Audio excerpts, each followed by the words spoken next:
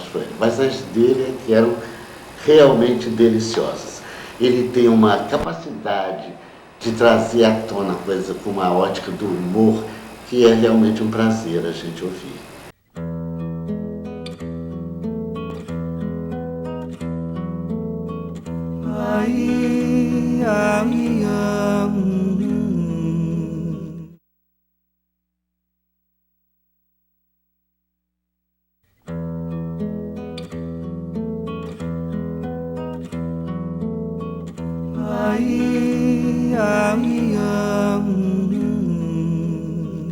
Eu conheci Ismael na minissérie Grande Sertão Veredas. Ótimo ator, ótima pessoa, sabe, amigo de verdade, uma alegria enorme. E esse hábito que ele tem de cantar, que me marcou, foi uma forma dele se... É uma forma dele anunciar, inclusive, as amizades, dele estabelecer relações, né? Eu acho que ele já nasceu cantando, como eu, ele migrou e deve ter migrado cantando também, e não fique surpreso se ele aparecer de repente por aí cantando. Ismael, conte-nos a respeito do Rio de Janeiro. Você estava na São Camilo, trabalhando como terapeuta ocupacional, e de repente deu na cabeça que deveria ir para um centro maior. A sua vocação ainda não estava terminada simplesmente com o emprego, não. Você queria era mais. Queria mais, até porque aí eu já acreditava mais em mim, já tinha mais conhecimento da vida, já tinha ido a Fortaleza, já tinha voltado. E aí Ari Duarte, né, nosso saudoso Ari Duarte, me chamou e disse assim: Ismael, você tem que sair de Mossoró. Se você tem vocação, se você quer, você tem que sair de Mossoró. E eu disse: Ari, mas eu não conheço ninguém, eu não tenho ninguém fora, eu não tenho parente nenhum morando fora de Mossoró. Ele disse: mas eu tenho uns amigos no Rio de Janeiro que pode ficar com você lá por um tempo. Eu vou telefonar, escrever para eles e aí digo que você vai procurar. Eu disse: mas eu não tenho como condição de sair.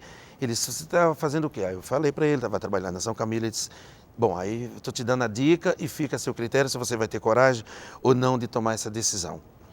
E aí foi quando eu conversei com Zilene, conversei com você, e você me retornou a Zilene. E aí Zilene me deu todo o apoio. Eu fui pedir demissão, mas a Casa de Saúde me pagou como se fosse a Casa de Saúde me demitindo, para com isso eu tivesse um dinheirinho a mais. E a minha família não sabia que eu ia para o Rio de Janeiro, para ficar no Rio de Janeiro, porque se eu dissesse que ia para ficar, a família também não ia deixar eu seguir em frente. E para a família eu ia para ficar 30 dias de férias. E eu levei esse endereço que o Ari Duarte me deu. Aí a minha mãe me disse: não, mas tem uma tia sua que está morando no Rio de Janeiro. Eu disse: tá bom. Peguei o endereço da minha tia, mas eu fui com o endereço que Ari Duarte me deu para procurar esse amigo. Chegando na rodoviária, eu deixei a mala. E aí fui lá nesse endereço, talvez soubesse onde a pessoa estava, mas eu era um ilustre desconhecido daquela cidade, claro. Do porteiro ele não ia me dizer. E aí eu parei um pouco, olhei para uma banca de revista, peguei um jornal e fui lá nos classificados para ver emprego. Aí estava lá assim no jornal O Dia: precisa-se de porteiro, copeiro e faxineiro, Motel Rio Santos. Até então, para mim, motel era novidade, que acho que quando eu saí de Mossoró, a gente não tinha ainda motel na época em Mossoró, então não tinha o menor conhecimento com motel. Resumindo, 4 horas da tarde, eu estava naquele motel com um emprego e mandaram um motorista comigo na rodoviária pegar a mala e eu fui morar neste motel que era o meu emprego de porteiro. E aí, foi a minha chegada no Rio de Janeiro, foi assim. Passando um tempo, eu fui conhecendo os restaurantes. E fui começando a conhecer os restaurantes que tinham música ao vivo. E fui tentando me infiltrar naquele meio, procurar cantar, mas o meu repertório, mesmo aqui de Mossoró, não tinha nada a ver com o que estava acontecendo em termos de música no Rio de Janeiro. Era considerado um repertório arcaico, cafona, sem bom gosto e sem qualidade, porque eu ia cantando forró.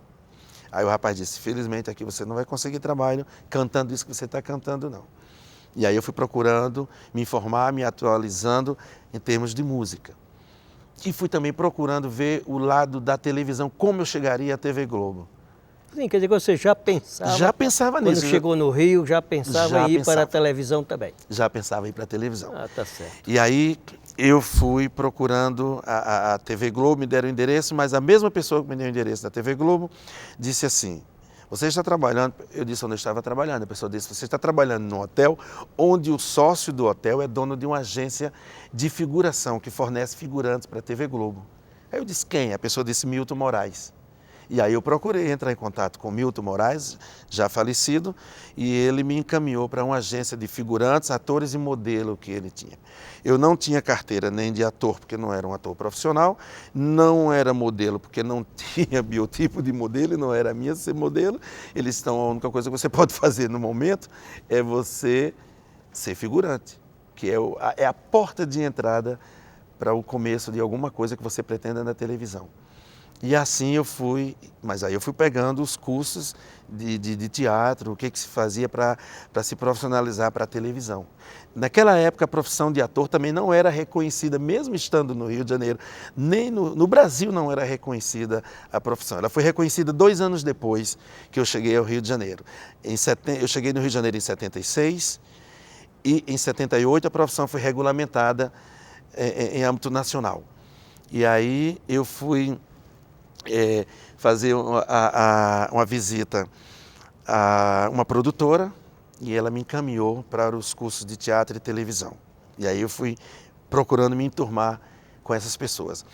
E aí eu recebo um belo dia um telefonema de que Dr. Milton Marques Silene ia ao Rio de Janeiro.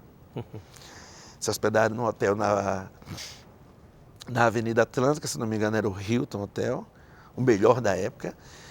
E Milton Marques Silene ficou nesse hotel.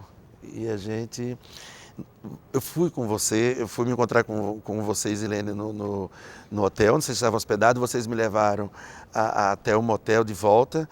E foi uma visita que vocês fizeram para mim lá no meu local de trabalho, acho que conheceu um dos donos do hotel, que era o Pepe, era um português, na época era um português e um espanhol, e o sócio Milton Moraes, que não estava nesse dia. E na saída, quando você apertou a minha mão, ficou um negócio. Aqui assim, você apertou a minha mão e eu senti que tinha alguma coisa e eu segurei a mão e guardei. E quando eu cheguei de volta, que eu abri, assim também foi um outro momento de emoção. Que você depois me disse, isso é para você pegar a condução no Rio de Janeiro. Não interessa eu dizer aqui quanto você me deu naquele dia, me ajudou assim para que eu pegasse condução no Rio de Janeiro, mas eu lhe digo que foi uma coisa que até hoje eu não esqueço, e não tem como esquecer. E a partir daí, eu fui cada vez mais tomando conhecimento do que acontecia na área de teatro, de televisão, e fui tomando conhecimento com os diretores, e aí eu fui procurando me aprimorar, e fui cantando, até que eu encontrei um emprego melhor do que o hotel. Eu vi um dia, assistindo à televisão, a sua présença, embora eu soubesse Sim. a sua ascensão no Rio de Janeiro, já junto à Globo, Sim. mas teve uma novela famosa, A Escrava Isaura. Foi o meu primeiro trabalho em televisão, foi uma figuração de 15 capítulos que eu preguei na novela Escrava Isaura, para contracenar com Ângela Leal, com Lucélia Santos e com o Leôncio, que era o Rubens de Falco. Ismael, registre-se que Escrava Isaura é uma das principais novelas que a Globo ainda relata como de maior sucesso no exterior. Uma novela que já passou em mais de 100 países. De 100 países. É o produto da TV Globo mais vendido para todo mundo até hoje, é a novela Escrava Isaura, que foi o início e a ascensão da Lucélia Santos, vindo de São Paulo. Quando eu a conheci, eu morando de favor, depois que eu saí, deixei de trabalhar no hotel, eu saí e fui morar num prédio que o Milton Moraes era sócio de construtoras, e ele disse, olha, você pode morar aqui nesse apartamento, agora quando esse apartamento for vendido, você passa para o que está vazio. Era um prédio novo, de mais de 15 andares, logo do lado do hotel. Então eu fui morar no apartamento 102, e dias depois eu vi Lucélia Santos entrando e saindo do prédio. Aí eu disse para o porteiro, eles moram aqui? Moram aqui também. O Milton Moraes cedeu um apartamento para ela e para um ator que veio de São Paulo e um outro nordestino que tem aí também. Que até então ele não sabia que também era eu, nordestino, que morava de favor. Ah, tá certo. Então morava de favor. Eu, Lucélia Santos e o Edwin Luiz num apartamento de um prédio do Milton Moraes, no qual o prédio novo, na medida que os apartamentos iam sendo vendidos, a gente ia trocando de apartamento. Até que eu, de tanto fazer figuração, Escrava Isaura, Duas Vidas, Espelho Mágico, O Astro, a novela Te Contei, Sem Lenço, Sem Documento, que eu fazia um guia de um cego. Eu fiz inúmeras, mais de 15 novelas eu fiz figuração. Mas aí eu fui tomando conhecimento, porque eu queria me profissionalizar. Isso. E como não tinha um curso profissionalizante reconhecido pelo governo federal, a maneira de você se profissionalizar era você juntar 12 notas contratuais de trabalhos diferentes, como se fosse 12 contribuições do INSS. Então eu tinha que ter 12 notas contratuais e levar para o sindicato. Porque aí 2 anos depois, no caso de 78, a profissão já foi regulamentada pelo governo federal. Então depois de eu fazer figuração em todas essas novelas, mas aí eu conseguia, com a produção das novelas, elas me davam a nota do cachê que eu ganhava por essas figurações, eles não colocavam lá figurante, exercia o trabalho de ator na novela tal, para que com isso me garantisse o direito de eu me profissionalizar. Então, quando eu juntei até mais do que 12, acho que eu juntei 16 ou 20 notas contratuais, levei ao sindicato. Na época, a presidenta do sindicato era uma atriz de São Paulo chamada Lélia Abramo. Eu dei entrada e fui sindicalizado e registrado. A minha carteira profissional está lá, um registro logo no início da profissão regulamentada. O número 1 é o Bem-vindo Siqueira.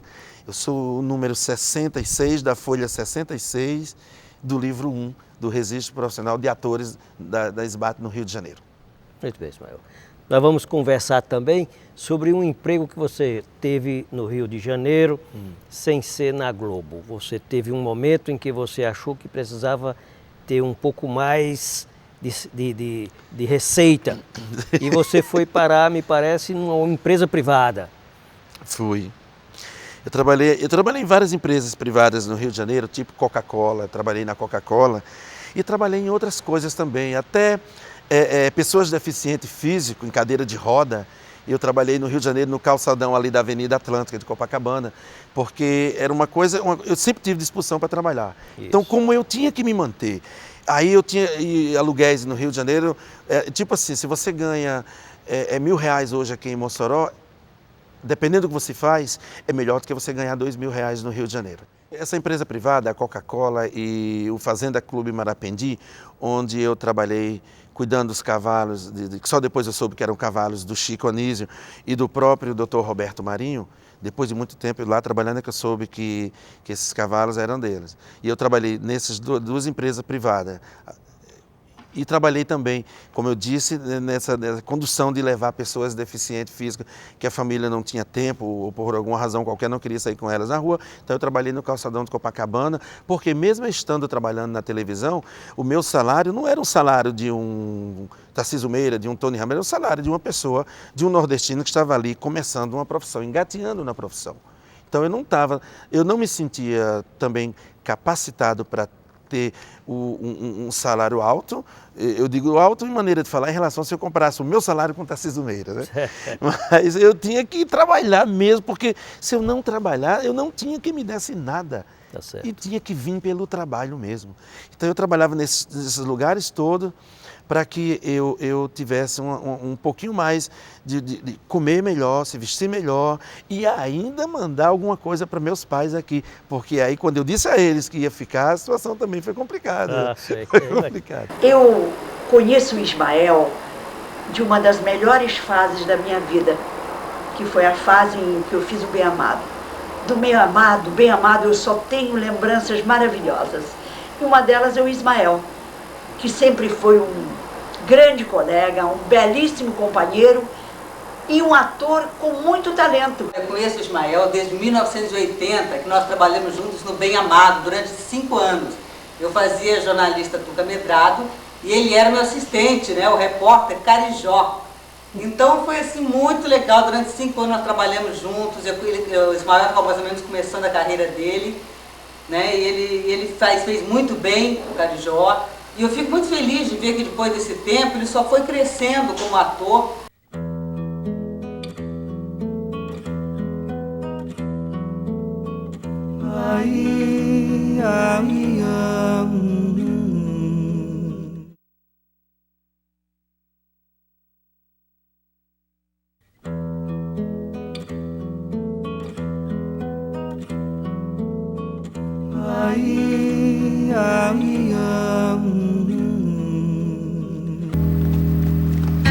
Oh, Qual é? Qual é? Tá pensando que vai aonde?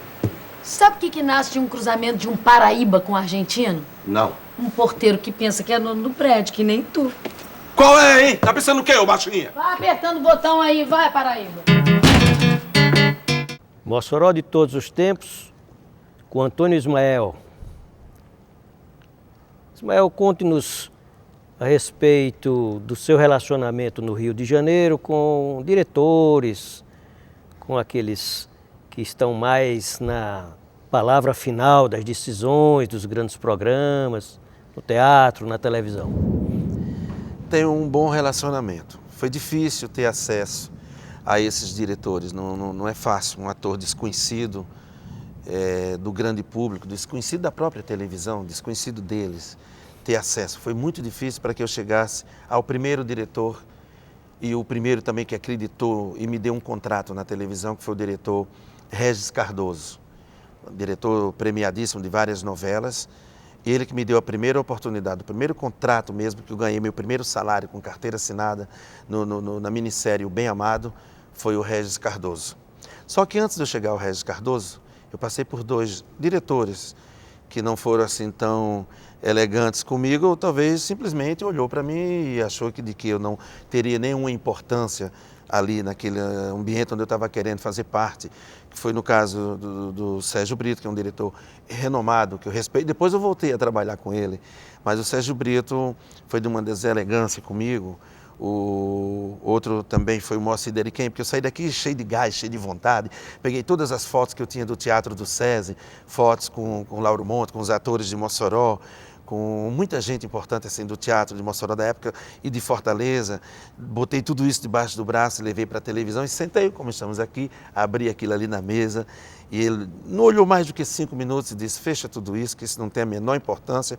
Você pode até ser ou ter sido o melhor ator lá da sua cidade, mas aqui você tem que começar do zero, porque aqui você simplesmente não é ninguém ainda. E falou isso. E aí eu saí dali muito triste, muito para baixo com isso, mas não desanimado, desencorajado. No primeiro momento, assim, primeiro dia eu fiquei assim meio sem graça, né? Mas eu voltei com aquilo e comecei a pensar, eu disse, não, eu tenho que brigar e eu não vim aqui à toa, eu não quero ser simplesmente mais um no meio dessa multidão. E aí procurei Sérgio Brito, que estava montando uma peça chamada Beijo no Asfalto, do Nelson Rodrigues. E fui lá na casa dele com um amigo que me convidou para almoçar, que era uma maneira da gente se apresentar, porque as coisas funcionam muito, você se apresentar, depois você senta, conversa e diz a que você veio. E na casa do Sérgio Brito, no almoço, me lembro, numa ponta da mesa, ele na outra, ele perguntou: quais são os seus objetivos no Rio de Janeiro? Eu disse: teatro e televisão. Ele disse: você veio de onde? Eu disse: eu vim de Mossoró. E ele olhou assim para mim e disse: onde fica isso? Aí eu disse: Mossoró é no Rio Grande do Norte. É a cidade que Lampião foi lá e se deu mal. É a cidade que tem sal para exportar para o Brasil inteiro e para o mundo. Ele disse: olha, meu amigo, eu vou lhe dar um conselho. Volta para lá, vai fazer uma faculdade, vai estudar, porque você não faz o tipo da televisão. Eu disse: tem tipo para televisão? Ele disse: tem. E o seu biotipo não é o biotipo da televisão. Eu disse: mas por quê? Ele disse: porque você é muito feio. Aí faltou terra assim, nos meus pés quando ele me disse isso, né? Porque Sérgio Brito, um diretor, um monstro sagrado assim do teatro, né? Eu sabia que ele era uma pessoa importante, que tinha fundado o Teatro dos Quatro, vinha do TBC, o teatro lá de São Paulo e tudo, tinha dirigido Fernanda Montenegro, Paulo Altran, e o homem diz isso para mim, eu realmente me senti assim, quase como o cocô do cavalo do bandido, né? Aí eu disse assim: eu sou mais feio do que Grande Otelo. Até depois pedir desculpa ao Grande Otelo ter falado isso, porque seria uma forma preconceituosa de eu dizer: sou mais feio do que Grande Otelo. Aí ele olhou para mim e disse assim: mas Grande Otelo tem talento. Eu disse: como você sabe que eu não tenho talento? Você nunca me dirigiu? Entendeu? E aí foi o meu conhecimento com Sérgio Brito. Depois eu fui dirigido por ele, essa situação se resolveu, eu encontrei Grande Otelo numa das oportunidades que eu ia fazer um teste para um filme, conversei e comentei isso com ele, pedi desculpa, ele disse: não, meu filho, isso é o mínimo que você vai encontrar daqui pela frente, são esses tipos de comparações, porque eu também já fui muito pichado no Cassino da Urca por ser negro e por várias razões. Então foram várias batalhas que eu fui enfrentando para furar esse cerco, até eu chegar na mesa do Regis Cardoso e ele me dá o primeiro papel no Bem Amado com carteira assinada, com contrato. E aí o Bem Amado foi assim, a minha entrada mesmo para valer na TV Globo, um seriado que durou mais de 5 anos no ar, do Dias Gomes, com direção do Regis Cardoso, e aí foram entrando outros diretores no decorrer da história. Mas o Bem Amado me abriu as portas para muita coisa na televisão, não só na Globo, como depois também na própria Manchete. Mas com a TV Globo, com o Bem Amado, aí eu tive a oportunidade de fazer o fotógrafo Carijó, que era o fotógrafo do jornal A Trombeta, lá da cidade de Sucupira. E fizemos algumas viagens para fora do Brasil, como foi o caso do I Love Sucupira, que foi gravado em Nova York, onde o Eudorico Paraguaçu queria trazer a sede da ONU para Sucupira. Então gravamos lá. Depois um episódio que o Zeca Diabo era tio do Sócrates, que nós gravamos na Toca da Raposa, na época que o Tele Santana estava no comando da seleção. Gravamos na Toca da Raposa, depois gravamos em São Paulo, no Hipermercado Eldorado. E lá eu encontrei com Maria da Guia, aqui de Mossoró, esposa do Dr. Edgar Benavides, descendo uma escada assim, e a gente gravando ali, ela gritou, até atrapalhou a gravação, porque ela não sabia que estava sendo gravada ali, né? Então a gente conversou, foi um encontro legal em São Paulo com Maria da Guia. E de São Paulo nós fizemos Lisboa, e uma cidade lá da Itália e na França. Então eu tive alguma oportunidade de viajar e conhecer esses países fazendo esse trabalho com a televisão, com a TV Globo. Aí você já ficou num padrão Sim. financeiro bem melhor, não é, Ismael? Aí eu já e fui... chegou a ter alguns bens, né? Eu Você fui chegou a adquirir bens. Não tanto assim, né? Não, mas já bem... Saiu? Sim, saí. Aí eu gravei um disco, né? De tanto cantar nas casas noturnas, né? Me veio a oportunidade de ir à gravadora fazer um teste, né? Então o nosso amigo daqui de Mossoró, Bartol Galeno, me levou numa gravadora, na época a gravadora Tape K, a estrela da gravadora era a Elza Soares. E eu fui lá, fiz um teste, e o Paulo Dito, que era o diretor da gravadora, queria que eu gravasse bolero. Eu disse, não, bolero não tem nada a ver comigo, a minha raiz, a minha cultura é do forró, eu quero gravar forró. Eu me arrependi depois, foi uma mancada profissional. Nesse momento eu reconheci que eu dei uma mancada profissional, porque eu poderia ter gravado esse disco de bolero, ter me destacado como um cantor de bolero, e se fosse depois importante, eu me enveredava por outros caminhos da música popular brasileira. Sim. Mas, por falta de amadurecimento profissional, eu disse não, e só gravei o primeiro disco 3 anos depois, de uma forma independente por uma gravadora pequena, mas valeu a pena, foi interessante. Eu cheguei a gravar 2 discos, que não estourou em termos de Brasil, não foi um grande sucesso, mas me deu um certo conhecimento, e através dessa música, que depois Sidney Magal regravou e entrou na novela Rainha da Sucata, me veio assim a primeira grana para eu comprar minha primeira moradia no Rio de Janeiro. Entendeu? Um apartamento. Um apartamento. Não chega a ser um apartamento, é um apartamentozinho, mas... De qualquer maneira. Você também participou de cinema? Eu fiz. Esteve fazendo também comerciais? Fiz. Que, aliás, é uma das coisas que eu faço constantemente, pelo menos durante o ano, eu faço uma média de 4 a 5 comerciais no Rio de Janeiro, não para cá, para o Brasil, eu faço para fora. Mas eu fiz um teste há 4 anos atrás para um filme chamado Maria, Mãe do Filho de Deus, com currículo mais 40 atores para fazer uma cena no filme, e ganhei esse personagem. A importância do filme não é nem pelo trabalho em si, que é considerada uma cena relativamente pequena de 2, 3 minutos, mas é pela importância do trabalho, pela importância de eu estar naquele filme, pela importância do filme e do diretor que é o Moacir Góes, que eu só conheci, só sabia que era o Moacir depois que eu passei no teste, foi que nós fomos apresentados e eu soube que era o Moacir Góes, conterrâneo do Rio Grande do Norte.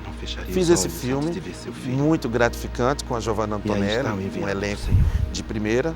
Você também escreveu alguma peça de teatro? Escrevi uma peça retratando a minha própria história de vida, que é mais ou menos isso que eu estou aqui contando para vocês. Eu retratei, chamado Roupa Suja se Lava no Palco. Você ainda continua sendo uma pessoa que não esquece a raiz, não esquece as raízes da cidade. Em Mossoró você está vendo essa evolução da arte, Ismael? Você está vendo um novo momento bem distante daquele quando você saiu? Muito, muito. O progresso da arte, do teatro em Mossoró é muito grande e vem acontecendo de uma forma brilhante e quase que profissional. Porque nós temos hoje, como eu disse lá no início, as dificuldades que eu e todos aqueles outros atores enfrentaram, hoje é diferente. Nós temos vários grupos de teatro em Mossoró. com apoio dos órgãos, talvez da prefeitura ou talvez de empresas particulares, mas esses grupos estão se formando. Nós temos excelentes atores, que seria até perigoso para mim aqui citar o nome de um ator, de uma atriz, eu estaria sendo injusto com os outros, porque eu tenho tido a oportunidade, quando não estou em Mossoró, eu recebo fita, eu recebo DVD, eu recebo jornal, eu recebo revista e vejo e sei o que está acontecendo em Mossoró em termos de teatro, de música. Então, a nossa evolução cultural em Mossoró, no teatro, tem sido muito grande. Nós temos aqui talentos, pessoas brilhantes, maravilhosas no teatro. Queria comunicar para vocês, Ismael, e também para aqueles que estão nos assistindo, que hoje Mossoró já conta com a chamada Faculdade de Comunicação. E breve, muito breve, deve contar com a Faculdade de Teatro. Isso é bom. A própria Universidade do Estado do Rio Grande do Norte já aprovou um projeto político-pedagógico com toda a descrição do que será a Faculdade de Teatro em Mossoró. Será muito bom, será uma nova forma de ver, não é? De assistir, de conhecer, dar oportunidade. Eu acho que vai ser um momento importante para a cidade.